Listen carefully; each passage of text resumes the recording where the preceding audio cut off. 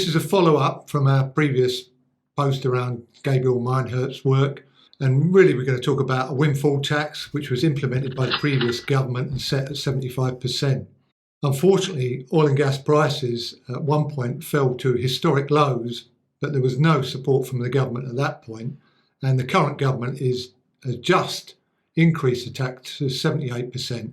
And there's talk of them taking away the investment allowance. Now, the government's kind of making the assumption that production will just keep on going. They can increase the tax rate. They'll get more. They'll get more windfall into the coffers, which they can spend on some of their other policies. Is that how it works in reality? Well, number one, there is no windfall anymore. Yeah, prices have come back down.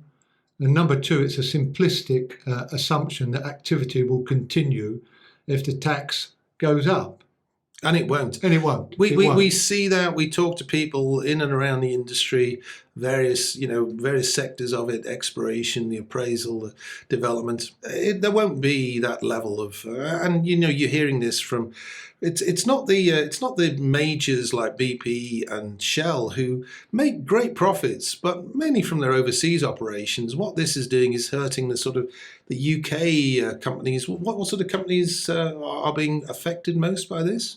Well, the biggest producer in the UK is Harbour Energy, and there's other companies like Ithaca and Neo are big producers. I mean, this is a problem. Politicians are conflating the global profits of the super majors from all sorts of activities with production taxes in the North Sea from a broader spectrum of companies. 70% of the production in the North Sea comes from mid to small companies.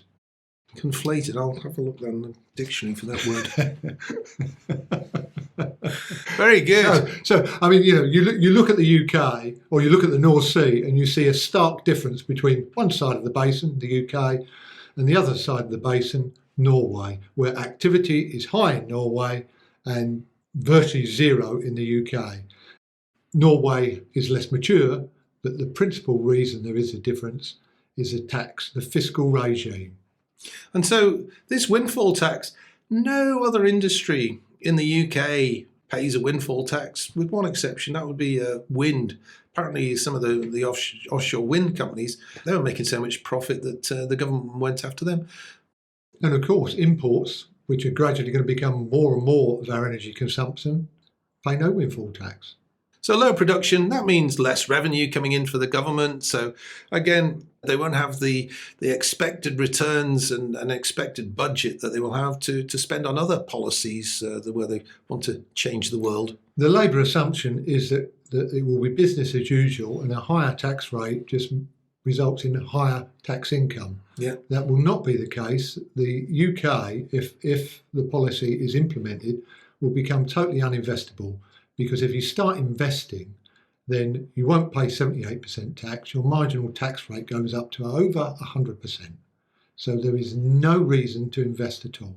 You will just pay tax on your existing production. You will not look for any new production. Production decline is like 10 to 12% in the UK, which is twice the rate at which demand is expected to decline. So the gap between demand and domestic production just grows day by day, and we spend more and more money on imports. Well, we're full of joy, aren't we? Is there any good news? Well, you can't think of any either.